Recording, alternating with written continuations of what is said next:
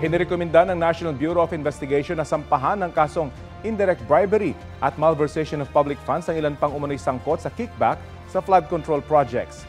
Hindi na inisa-isa ni Justice Secretary Jesus Crispin Remulla pero lahat daw ng idinawit ni dating DPWH Undersecretary Roberto Bernardo sa Senate Blue Ribbon Committee hearing kahapon ay pinakakasuhan. Binanggit ni Bernardo sina Ako Bicol Party List Representative Zaldico, Senador Chis Escudero, dating Senador Bong Revilla, dating Senador at ngayong Makati City Mayor Nancy Binay, DepEd Undersecretary Traiguib Olivar at Commission on Audit Commissioner Mario Lipana. Pina-freeze na ng DOJ sa Anti-Money Laundering Council ang bank accounts at iba pang assets ng mga nabanggit. Ipalalagay rin daw sila sa Immigration Lookout Bulletin.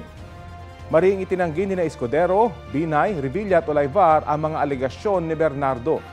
Sinusubukan pang kunan ng bagong pahayag si Zaldico pero dati na niyang itinangging sangkot siya sa katiwalian. Sabi naman ng COA, naka-medical leave ngayon si Lipana at nagpapagamot abroad.